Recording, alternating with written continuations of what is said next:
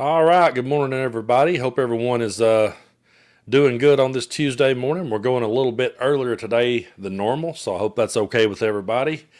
We can have our coffee together and get our day started, and so I hope everyone is doing well. Um, Got quite a few people already in the house this morning, and want to give a shout out to Stella and to Joe for hitting that tip jar. Truly appreciate you guys, and thank you so much for joining up on the memberships. Really appreciate that. Um, yeah, someone said it's chilly in Nashville. It's chilly here in East Tennessee too. Uh, so yeah, it's been cold mornings. We get a little bit. It gets a little bit warmer in the afternoon. But yeah, we've definitely had some cold mornings, and I got a new car. Well, it's new to me. It's not a new car, but it's new to me, and it's got an automatic. The air in the car, air in the heat, just automatically works with whatever the temperature's doing outside. So it's a little bit tricky. You get in it at first, you're like try to turn the heat up, and it's. I guess you're just supposed to let it determine what you need, and some mornings you need to get that frost off the windshield a little bit quicker. So I'll have to still figure out how that works. But I'm a fan of like old school cars.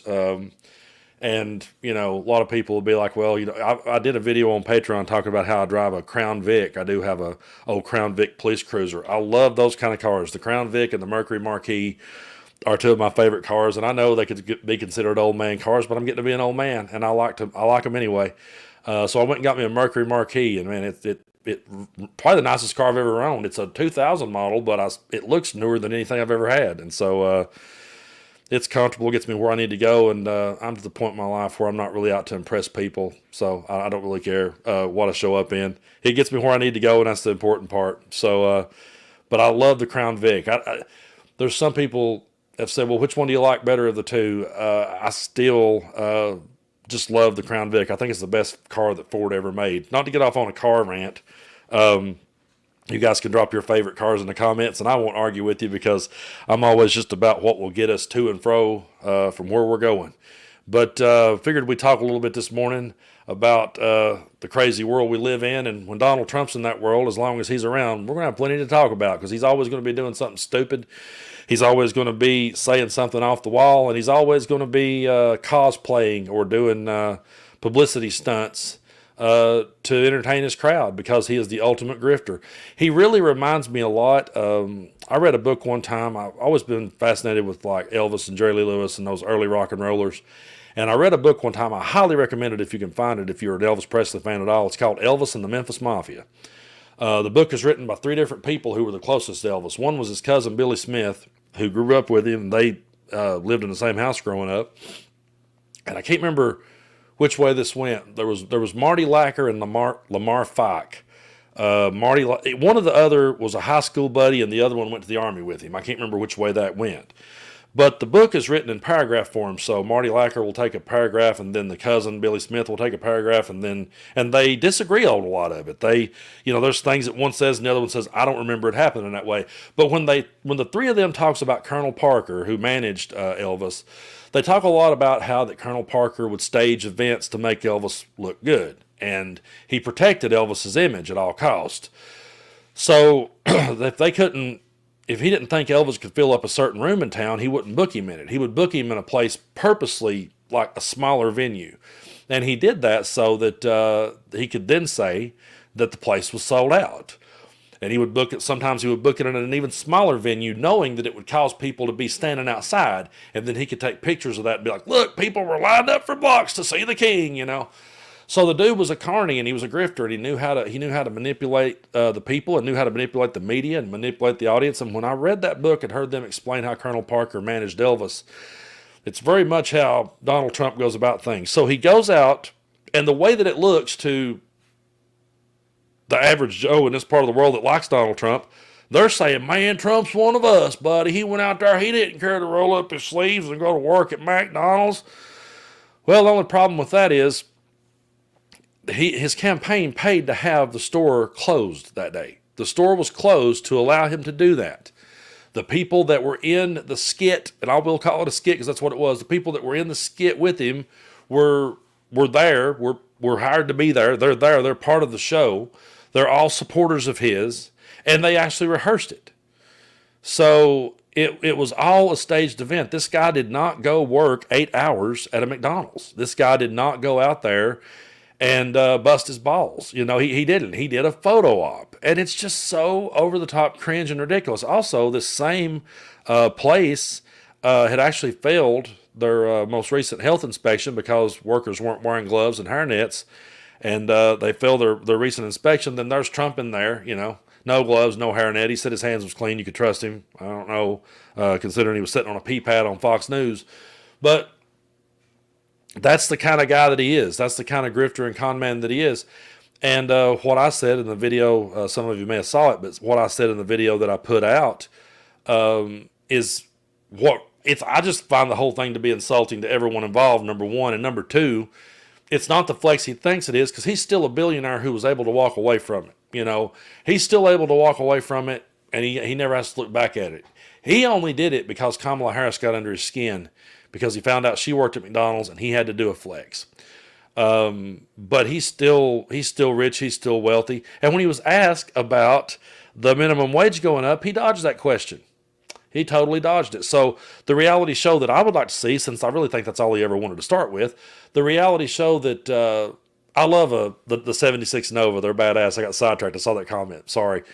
Yeah, I completely lost my train of thought. I had an uncle had a 76 Nova, and I caught that.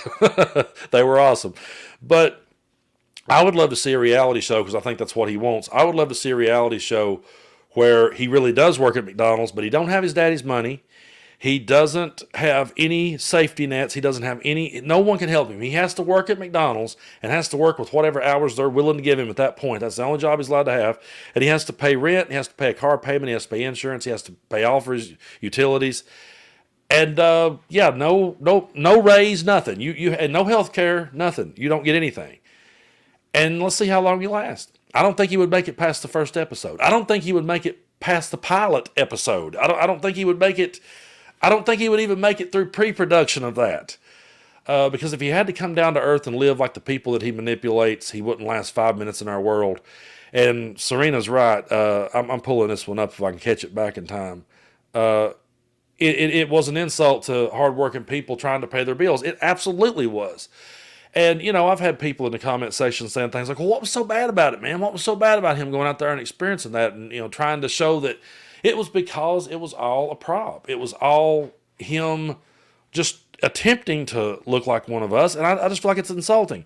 I remember back in when he was running against Hillary, he came up to West Virginia. And he put on a hard hat, a coal mining hat. And you sit there and give a thumbs up. And miners sat there and applauded that guy. And so many people in my part of the world, oh, he's one of us, man. And I'm like, no, this guy's never dug coal. He wouldn't know a chunk of coal if it hit him in the head. He wouldn't know what a chunk of coal was. Probably never seen one in his life. And so it's just insulting to everyone involved that he goes out there and cosplays. And I heard, I'm not sure if this is true, so don't quote me on this, but I heard that he was actually requesting military planes to campaign in. This guy, you watch and see, this guy will have on, if he were ever to be reelected, and I can't believe he didn't do it the first time. George W. Bush did it. I can't believe that he ain't put on the whole army suit. And I mean, I just think all you're going to see if he was to be reelected would just be parades and just, you would live. Yeah, I don't even want to think about it. But thank you guys so much for being here with me. I hope everyone's doing good. I'm just getting woke up. And thank you to Daggett, who gifted 10 memberships. Really appreciate you for that. We have a lot of fun over on Members Only. Everybody that's on Members Only gets my videos early before I put them out, so that's always cool. And so we have a good time over there, and I pump out content that I did a video where I talked about going to thrift stores. I love doing that. Me and my family recently went over to a vendor's mall, and I found some pretty cool stuff, so we showed off some stuff over there. But I appreciate you guys so much for being with me this morning. And yeah, the store was closed, and it was all a big stage prop, just like it always has been. When he done the ChickfilA moment where the black lady hugged him, it came out that she worked for Charlie Kirk's Turning Point USA. She wasn't some random stranger that just wanted to give him a hug. Again, she was there. It reminds me of the movie. Another thing it reminds me of, not just reminds me of Elvis and Colonel Parker, it also reminds me of crap. Now my mind's went blank. I ain't fully awake, folks, so just bear with me. It reminds me of the movie Leap of Faith with Steve Martin. It reminds me of that. I don't know if you guys ever saw that movie, but Steve Martin plays a tent preacher, like a televangelist, kind of Joel Osteen, Kenneth Copeland kind, Oral Roberts. And he goes around to these tents, you know, and as he's going around to these tents, everybody that's in his crew is working with him. Philip Seymour Hoffman's in it, and I'm pretty sure he's the guy that pretends like he's in a wheelchair, and then Steve Martin will start praying for people and laying hands on them, and he'll lay hands on Philip Seymour Hoffman, and he jumps up and throws his hands up in the air like he's been healed. That's Trump. That's exactly what Trump does. And so Serena's seen it. She knows what I'm talking about. That's what that movie reminds me of. I also want to say thanks real quick to Riley Stone, who gifted 10 Tennessee Brando memberships. I really appreciate that, guys. Thank you guys so much for doing that and being part of this with me. I hope everyone is doing well. I went live last night on TikTok for a little bit. I've been trying to gain some traction back over there. I kept getting shadow banned and really couldn't get ahead. And so I've been trying to pump it out and get some stuff back over there. So I went live last night, and I may go live on there just randomly whenever I catch a minute.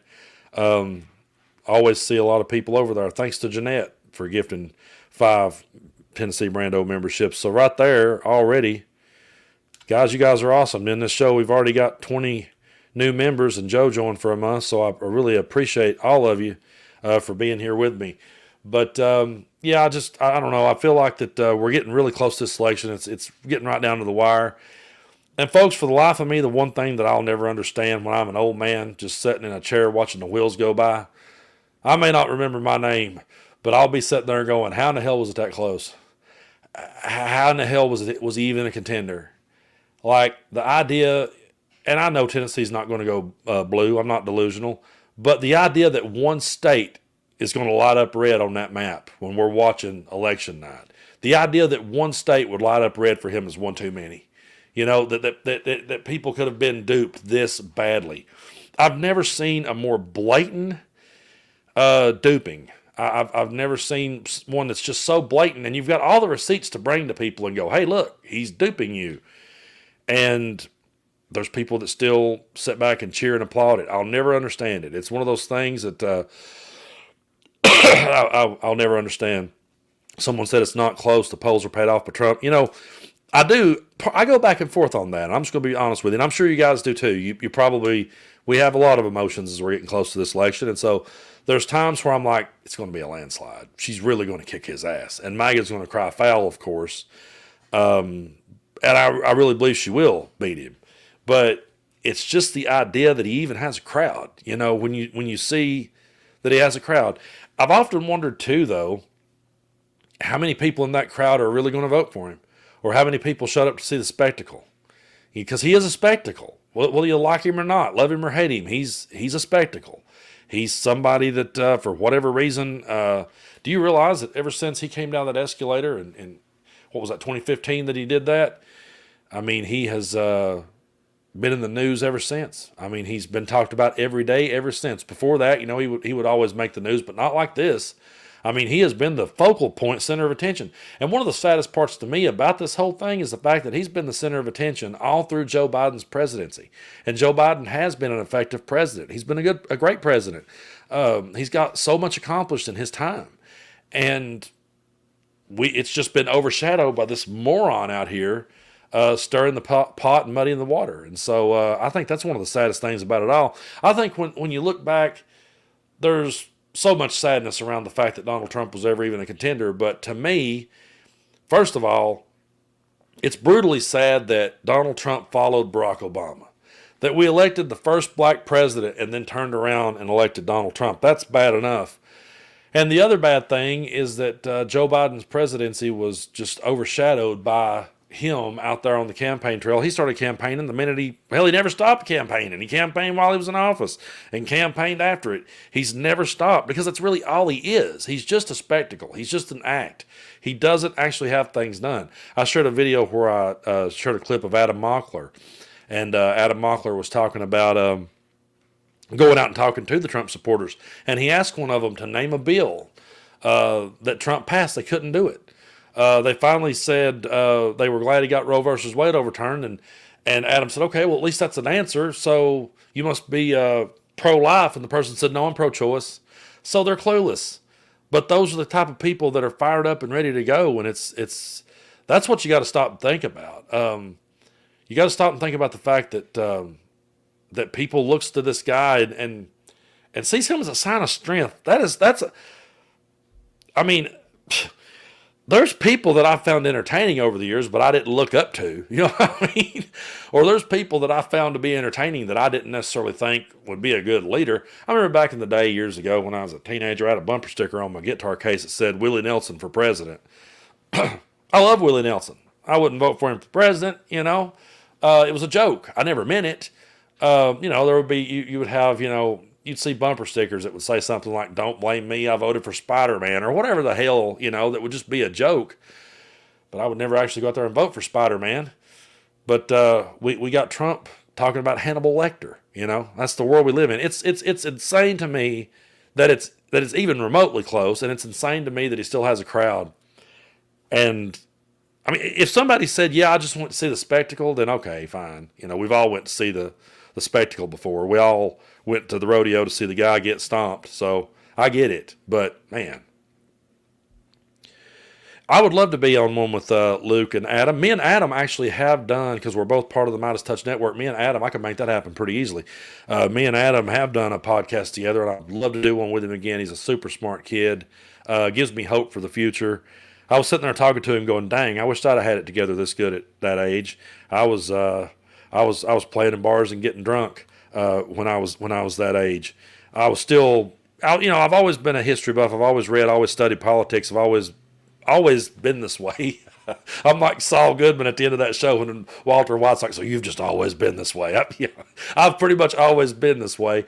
But I definitely, you know, when I got old enough to play my guitar and I'd sneak in with the band. I was underage. I was playing in bars before I was supposed to even be in them. There was a couple of times they would let the bass player who was older than me, they'd let him vouch for me. And they wouldn't let me drink. And so I would drink moonshine out of a water bottle. And that didn't go very well for me. I'll just tell you that. So that's what I was doing when I was Adam Mockler's age. When I was Adam Mockler's age, I went to a bar one night. I probably was younger than that. I think Adam's like 22 or 23. I was probably 19, 20, something like that. And went to a gig. I put moonshine in a water bottle, and they call it sipping whiskey for a reason. But I didn't sip it. I drank it. I drank it straight down. And yeah, I'm just going to go ahead and tell this story now that I'm in it. There's no getting away from it now.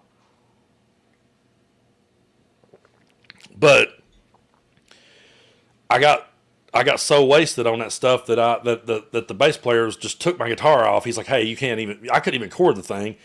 He takes it off and sets it over on a stand, and I sit down on a stool and I'm trying to sing, and I lean back like this, and the stool gave way, and I landed on the drummer. So that's where I was when I was Adam Mockler's age.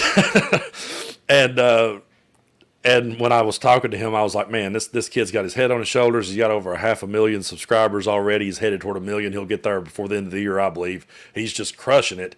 And it's really good to see kids like him. And I call him a kid because I'm old enough to be his dad. But I love seeing kids like that, like him and Luke Beasley, being voices in the pro-democracy movement. It's great to see. It's great to see kids like that. It gives me hope for the future. And one of my favorite takeaways from the time that me and Adam did a podcast together is we were talking about, you know, people wanting to elect Trump because he was a businessman and because he was a populist and he had no experience in government, so let him take a shot at it. And Adam was like, I don't want a guy that doesn't have any experience in government. I want an old dude that's been around for a while and got experience in it. You know, I want someone who knows how to work the system, and it makes perfect sense. And I said to him in that podcast, I said, you know, Adam, I said, I have to be honest with you. Back when I was your age, I entertained the idea of, you know, giving it to somebody, you know, like I remember, you know, there were people back in the day that would pop up like Jesse Ventura, you know. I used to watch him, and I'd be like, hey, that'd be cool if we had a third party. I used to think that back when I was younger, but I just don't think we're there anymore, folks. I really don't. I don't think we're at a place where we can't think that way. Like, I know a lot of people sometimes will vote for a Republican president and then Democratic lawmakers or vice versa. I feel like you got to vote straight blue down the line. I really do. I feel like you have to vote straight blue because you got to give Kamala a ticket to work with. If she doesn't have anybody to work with, you know that they're going to go, out of their way with all these bogus impeachments. I guarantee they're already sitting back trying to cook one up right now as we're talking, and trying to figure it out. So, yeah, I'm glad to be with you guys too. Glad that I finally got my act together when I was in my 30s. So it took me a while, but yeah, it's better. I guess it's better to be late than to never be here at all. So me and Coach D was talking the other day. I talk to Coach D almost every day, and Superman Todd, Texas Paul. There's so many good friends that I have, and not actually physically met some of them, but still just consider them real good friends. And we were talking the other day, and Coach D was like, "Man, can you imagine like if we were his age?" Because I think Coach D's right around 50, and he was like, "Man, can you imagine having that many subscribers and being that popular at that age?" I was like, "No, it probably, again, it probably worked out better for me with the problems I faced in my life. It probably worked out better for me that I caught on later in life. It probably wouldn't have did me any good to have that happen to me at 19 or 20-year-old. I probably would have just partied till I croaked. So it took me a while to pull it together. But yeah, I really appreciate you guys so much for being here. I'm going to hang around for a few more minutes, and we'll be back on Thursday at noon. Yeah, I love Luke Beasley. I listen to Luke every day. I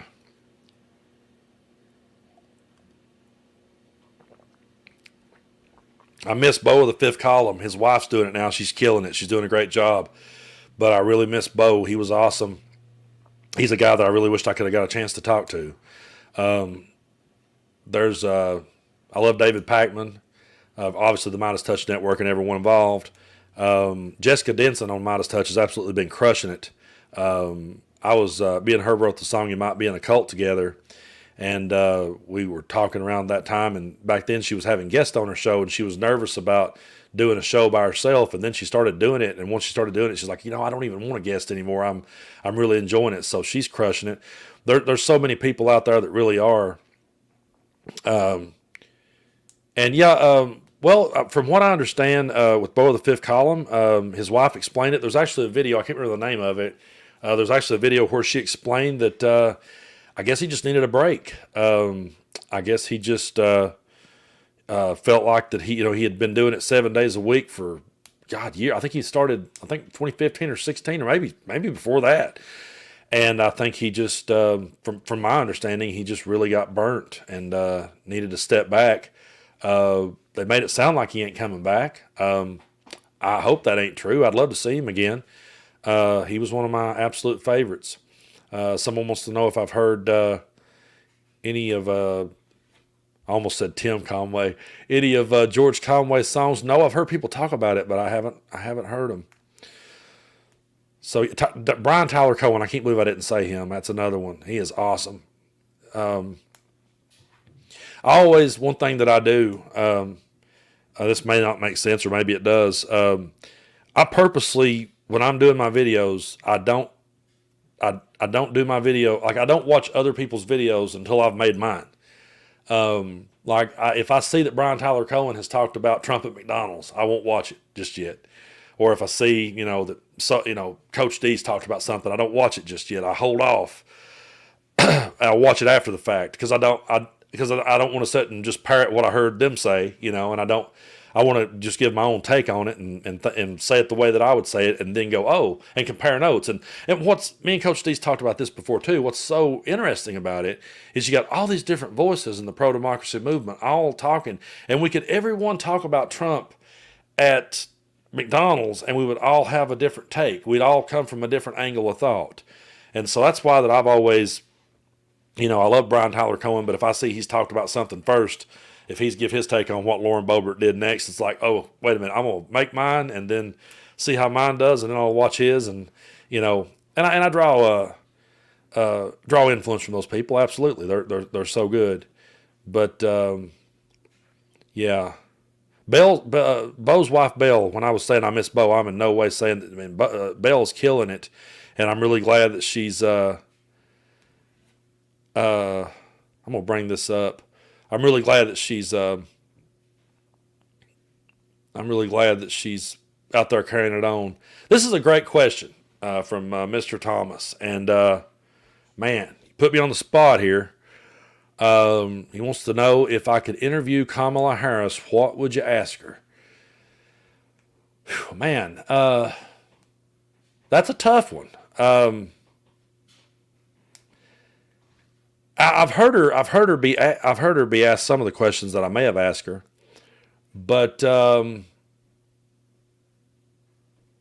I think more than anything, what I would like to ask her is, what went through your mind when you realized you were going to be stepping into the front runner spot?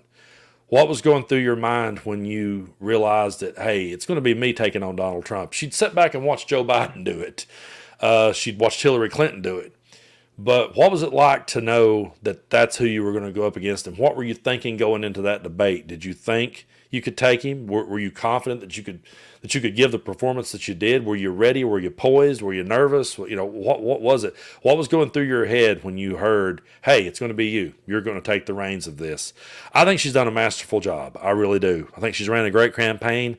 I think she's absolutely crushed it, and she's baited him every step of the way. But I really would like to know, what was going through your mind, and how did you think you would take it to Donald Trump? Because she definitely came off confident in that debate. She definitely came off like she was poised and ready. That's kind of like asking, it'd be like asking somebody, what did you think before you fought Mike Tyson in his prime? What was going through your head? And I'm not saying Trump's in his prime by any means, but he's just such a force of evil and bullshit. I don't think Donald Trump's a good debater. People argues with me about that all the time and says, yeah, he was, but I don't think he was a good debater at all. I think he just muddied the water. I think he just, lying your ass off and creating a spectacle is not being a good debate. That's not being a good debater. If I went on to a baseball field and just reared back, and let's say I went up to the pitcher's mound to pitch the ball, and I just reached down and grabbed a clunk of dirt and just threw it at the guy swinging, that's not me being a good pitcher. If I went out on the basketball court and kicked the ball into the fans, that doesn't make me a good basketball player. So I've never understood why anyone would call him a good debater. He just slings shit at the wall, and distracts. And Kamala proved that he's just easily baited, and she proved how fragile he was. And he's so fragile that he couldn't stand the idea of her working at McDonald's. He had to go out and cosplay as an employee because he's that weak. It's so ridiculous. It truly is. Someone said, I bet she was ready to rip him apart. I bet she was too. And you got to think about too, she's a woman, and she sat back and saw what he's did to women. And it's like, yeah, and she's a former prosecutor. She was probably chomping at the bit, in all honesty.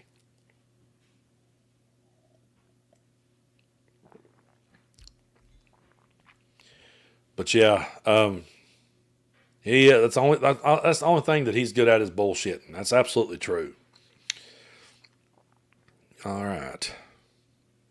Want to say, give a shout out to the Ninja Vestos for the support. Thank you so much. Sending support from the UK. My second cousin husband is ambassador to, is that Malta, to the USA. He has regular meetings with Kamala and Biden. That's awesome. Thank you so much for your support. I really appreciate it. Hope everyone's doing good. Thank you to everyone who supports the channel and has hit subscribe. If you haven't already, be sure to do so. I always like looking at my analytics to see where we're at. And it's pretty wild that over 50% of the people that watch me every day and watch me the most still hasn't hit the subscribe button. So if that 50% hit it, it would really put us on up there. But we've been doing great here on the channel. I was just kind of looking at some stuff here, let you guys know, take you behind the scenes for a second. But we've had, in the last 28 days, we've had 4.2 million views. Watch time hours, 386,000, and 14,000 new subscribers in the last 28 days. And what's funny, it's telling me that that's down from the previous 28 days. Like, so, but what you got to understand, when I see 14,000 new subscribers in the last 28 days, I'm like, holy shit. Because I started this channel, believe it or not, back in 2010 when it was just all it was a music channel. And before I started talking politics and this all blew up, before I started doing this, I had like 2,000 subscribers over like a 14, let's see, no, yeah, like a 14-year period. So it's funny to me. Like, I catch myself sometimes, I'll see a video and I'll go, hey, that video only got 20,000 views. What the hell? What'd I do wrong? I can't believe it. I only got 20,000 views. And then I say to myself, if you could have told the dude 5 years ago that he was getting 20,000 views, he'd have been thrilled. So you got to be grateful for what you got, and I truly am. I'm grateful to have all you guys here with me all the time. You guys support me no matter what time of day I chime on. You're right here. I got 1,000 people at 10 o'clock in the morning. That's awesome. It really is. I really appreciate everyone for being here and appreciate your support. We'll be back here again live on Thursday, but we'll go at noon on Thursday. Also, before I go, I'm going to let you guys know I am working on some new music. So we're going back into the studio to do that. And we've got everything tracked, which means we've got the rhythm guitar and the bass and the drums down on everything. So now it's just a matter of going in and putting the finishing touch on it. You know, I always overdub the vocals later, and so we'll put the vocals on it and we'll add some lead guitar and you know, just whatever other instrument we decide to grab. Me and the drummer, Brian, between the two of us can about play anything, or at least convince people that we can. I've played some bass on this record. I'm looking forward to that, and I've got a few. I think I ended up playing bass on 3 songs on it, which I'd never done before, but I really enjoyed it. Know that this album here is not political satire, believe it or not. This here is just songs about my life. There's songs that had kind of fell through the cracks, songs I'd written. There was one that I'd written about my addiction that I felt like deserved to be recorded, and it had just kind of fell through the cracks. I hadn't got to it. There's one song that's a little bit political. There's a roast of Greg Locke, that preacher. I really shouldn't call him a preacher, but that snake oil salesman here in Tennessee. I wrote a song about him called Stone Blind Crazy. So that, I guess there is a political moment on it. But no, it's just you know, we'll give you some, just songs about my life and things I've lived through. And so, it's felt pretty good to get back to those kind of songs and played around with some different, like I said, I played bass guitar on this album, but I also played some bass 6 guitar, which it's a guitar that's tuned an octave low like a bass. It's got some really heavy gauge strings on it. Squire makes it. They made it back in like the late 60s, early 70s. I played it on a couple of songs, and I'm going to play it on another one that I know of for sure. It's got a really good dark tone to it. I'll have to do a video one day and show you guys what it sounds like. But it's a beast. And so, yeah. I really appreciate you guys being here. I love interacting with you guys. I'll tell you how I look at this if you guys want to know the truth. Someone said they love how I interact with the crowd. Well, I've been a musician for over 20-some years, and my thing was I always went out and mingled with the audience. I never did like it when a band would play in the bars and they would have a table reserved for themselves and sit over like they're rock stars. You know, it's like, you're not. You know, it's like none of us are. So get out there and talk to the crowd. So I'd go out in the crowd and sit down and have a beer with people and hang out with them. And after the show was over, I'd sit there, you know, as the place was closing up, and I'd talk to people on bar stools and just have conversations. Or I'd get there at happy hour and sit around and have conversations with people. And I could write a whole book about the conversations I've had. Man, if I wrote a book about that would be entertaining. I have heard some hellacious stories of my life, but I've always loved picking people's brain and getting to know them and understanding how they tick. And so to me, when I sit down in this chair, even though I'm sitting here in this chair in East Tennessee and some of you are in the UK or Denmark or Oregon or, you know, Florida, wherever you may be, Wisconsin, wherever you're at, I just feel like that, you know, we're sitting on a bar still having a conversation. We're just sitting here talking with one another. I'm not a news reporter, really. I'm just a guy reacting to the news. So I don't want to be sitting here all serious looking straight ahead, like reading a script. I'm not. I've never had a script in front of me. I will make some notes. Like if you see a video of mine that's got like say 4 or 5 clips in it, then the only thing I've done is took a little notepad like this and wrote which clip was first, second, third, and fourth. And that way I know, okay, lead into that one. And then I'll hit stop on my camera and I'll start over and I'll react to the clip. But I've never had a script, and I've asked people if I wanted one, and I don't. I wouldn't even want to write my own. Like I know some people uses the teleprompter app, and that's cool. Nothing wrong with that. If that's what you prefer to do, nothing wrong with it. Not knocking it. I was surprised that Bo's wife said she read the teleprompter, which like writes them out, and nothing wrong with that. But man, I would really struggle with that. I would struggle with trying to read a teleprompter and do my video. So I'll tell you what I do, folks. I just sit down in a chair and I start winging it. And if I feel like it's good when it's over, I keep it. And sometimes I get tongue-tied. I've got tongue-tied and had some bloopers. I probably should have saved those outtakes. It would have made for a hilarious Brando blooper reel, because usually it just ends with me talking and then getting really tongue-tied and just tripping over my words and going, fuck, So, yeah, but a lot of times if I get near the end of the video and I'm in the back of my mind, I'm going, this has been pretty good. This has been okay. Then I'm like, what if I mess up? I'm just going with it. So, yeah, I mean, there's sometimes I'll start to speak and forget what I was going to say.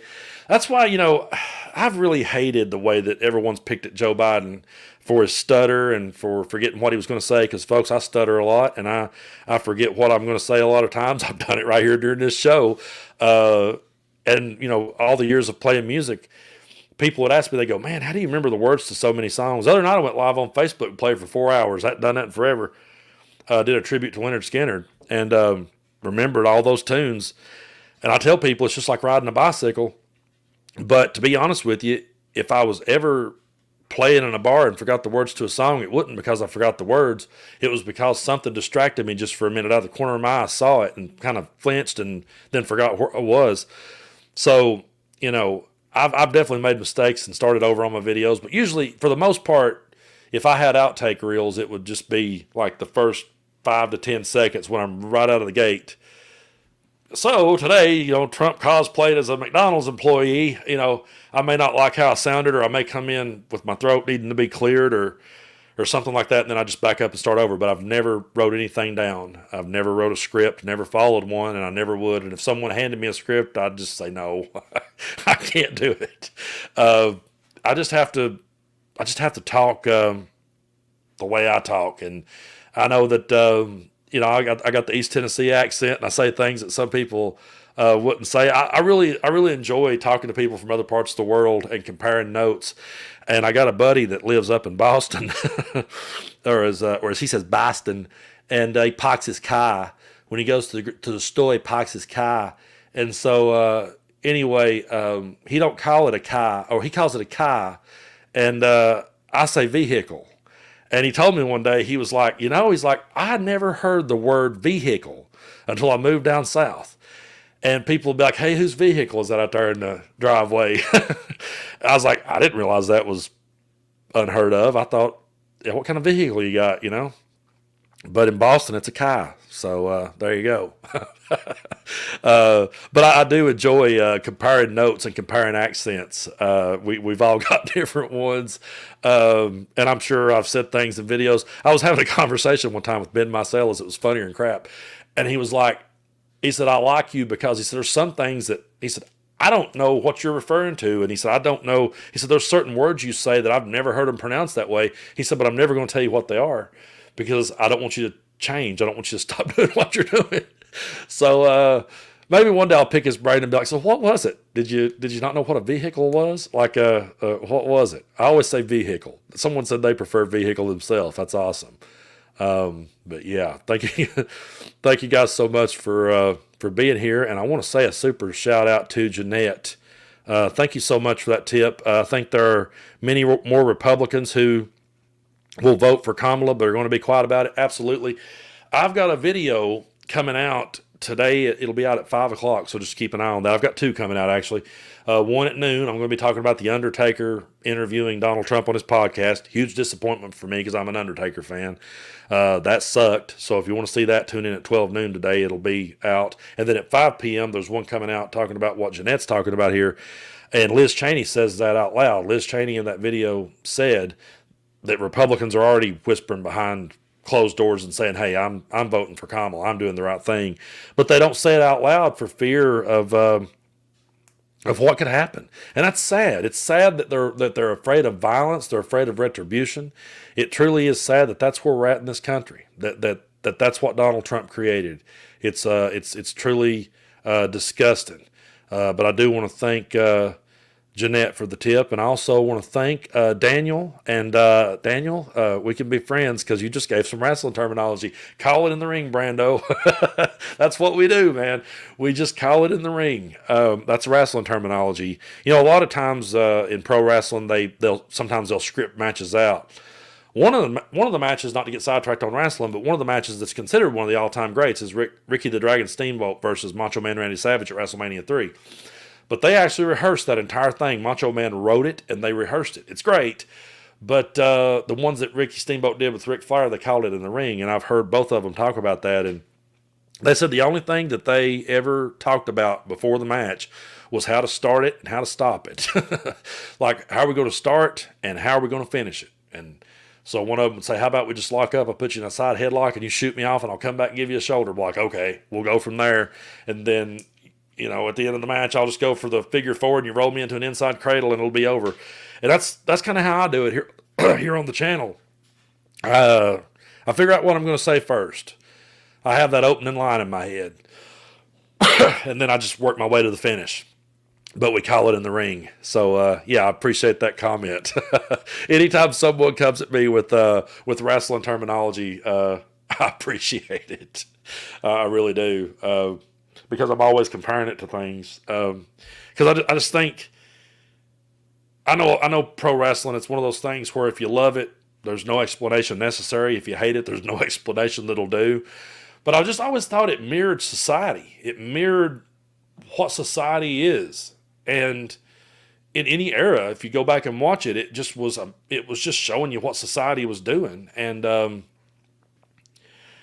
I just really feel that Donald Trump borrowed from it. I really feel like he borrowed from that. If you go back and watch the old $1 Million Man Ted DiBiase interviews when he's out there mocking people to their face, watch Ravish and Rick Rude just mocking his opponent, spray painting their wife's face on his crotch and wiggling his hips. That's Trump, you know. It's Trump's, and right now it does mirror politics now. It's just it really just looks as though that you're watching a WWE event. It all feels that way. Also, I want to give a huge shout out to Kat. Thank you so much for that. Really appreciate you guys for being here with me, and thank you guys so much for supporting this channel. I really appreciate it. I'm going to have to start wrapping things up. It's awesome. I just seen, let's see. I haven't saw this yet, but Stella says Forbes just released their polls and Harris is leading by 50% and Trump is trailing at 46. Go Kamala. That's great. I'll be honest, like I don't put a ton of stock in polls, but it is good when you see that because I feel she's ahead. I really feel that she is, and I feel she's going to win it pretty convincingly.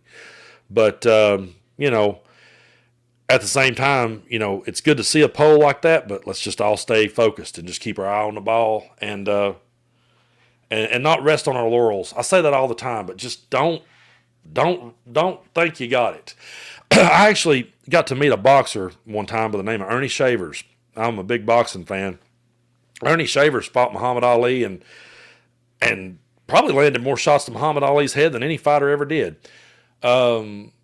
And then he fought Larry Holmes. He actually challenged for the world title on 3 different occasions and never won it.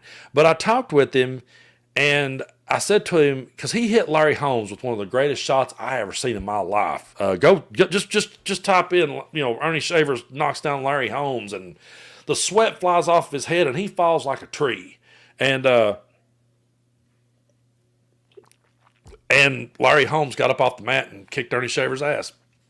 And I said to Ernie Shavers, I was like, man, I said, that shot you hit Larry Holmes with, I said, anyone would have thought he was knocked out. I said, what did you think when he got up?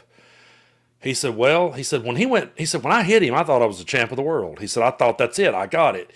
He said, but when he got up off that mat and looked at me and made eye contact with me, I knew I was screwed. So, you know, even if we think we got Trump knocked out, just make sure that you got it. Don't rest easy, you know, don't. But I'm glad to hear that she's pulling ahead. And real quick before we go, I do have to be wrapping it up. I want to catch a few more of these because I always want to thank everyone. Want to say thanks to Matt's Record Collection for the donation. I didn't care for wrestling until I got free tickets to Raw is War live wrestling. There's nothing like it. I never got to see the wrestling back in the day, believe it or not, like the Attitude Era in the 90s. I didn't never get to see that. I used to go to a lot of Southern wrestling. I went to Smoky Mountain Wrestling. I don't know if you guys remember that. I went to a lot of that, and I went to like, you know, Southern Bingo Hall Wrestling, or where they got it set up at the flea market. Went to a lot of those, met a lot of cool people. I could do a whole episode on my wrestling days watching that. But I've went with my kids in the last recent years and watched WWE live events. My sons love it. But thank you so much, Matt, for that. And I also want to say a big thanks to Top Cat. Finished that album. I'm working on it, man, and I really appreciate that. And also thanks to Daggett so much. Will you and Coach do any post-election live shows or video collabs? Not on election night, but will you team up to discuss the election? Absolutely. I'm sure we will. And we've talked so much about that. You know, we kind of go back and forth, like, do we really want to go live on election night? And Coach Steve was like, if she's got this in a bag, if it's like a blowout, then we'll probably come on and flex. But if it's one of those things where it's dragged out, well, I'm sure me and Coach D will cover it. For whatever reason, we just click on those type of shows. Those have been my most viewed shows, the ones that I've done with Coach D, discussing the events after they happen. Those right there always go over so good. And the coach is so great, man. He's so sharp. He's such a great dude. And to be honest, you know, we both watch the same debate, and he sees things I didn't see, and I see things he didn't see. So it's always fun to compare notes with him. Someone said they met Bob Backlund. Oh, man, I used to couldn't stand him back in the day. He was a great wrestler, though. He was great.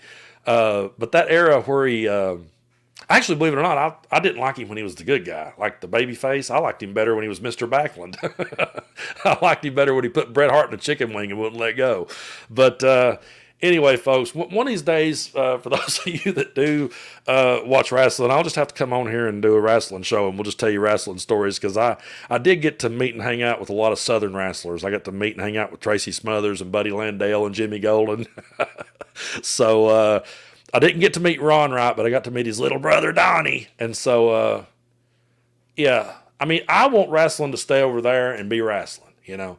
Stay over there, be wrestling, and I'll cheer for the heel. You know, I will. I used to go to the events and cheer for the heel. I was cheering for little Donnie Wright when he came out. But I don't want that in politics. I don't want that leading the government. I don't want that making decisions for my daughter's future. And it's ridiculous that we've got a damn WWE Hall of Famer out there just manipulating everybody and grifting. It's bullshit, and we're tired of it. And so, yeah. And right here, thank you so much to Elaine. Polls don't count. Votes do. Early vote if you can. Absolutely. Thank you so much for the donation. I really appreciate that. So someone got to meet Dusty Rhodes and Sapphire. That's awesome. I saw some Wildfire Tommy Rich. I love that dude, man. I like hearing him talk. I can't really do the best impression of him, but he's got that raspy Southern voice, you know. He just sounds like he grew up in a holler somewhere around here. But, man, people don't realize how over he was back in the day. That dude was over. He was world champion. He beat Harley Race. Still can't believe that happened. But, yeah. Do I think Don will be buried at Bedminster? Oh, man. I don't, you know, the thing about it is he's going to live on. Long after he's gone, there'll be people saying he's still alive. He's going to be like David Koresh. They'll think he's coming back. There'll be Donald Trump sightings at a Burger King in like the year 2050, and they'll believe he's still here. Hey, you got to remember, they think JFK Jr. is still here. They thought JFK. I heard one that they thought Keith Richards was JFK in disguise. So unfortunately, Donald Trump will never be gone. He will. People says, "What kind of content you going to make after this is all over?" I'm like, "It ain't over. It's not over. He's going to be around for a long time." But again, thank you guys so much for tuning in. I'm gonna have to wrap this one up. But we'll be back here on Thursday again at noon, and I'm looking forward to that. So just tune in this Thursday at noon. I've got 2 videos set to come out today. So 12 o'clock and 5 o'clock they'll be dropping. Look for those. I almost sneezed. You almost got to see Brando sneeze, but I managed to. My mama used to look at me, my Nana, and she would look at me and she said, "Think about a cow." Every time I would start to sneeze, she'd go, "Think about a cow." And I'd be like, okay, I got it. But anyway, thank you guys so much for being here. Hope you guys have a great day, and we will see you back here again on Thursday at noon. And yeah, just keep tuning in, and we'll keep having a good time. I really appreciate all of you.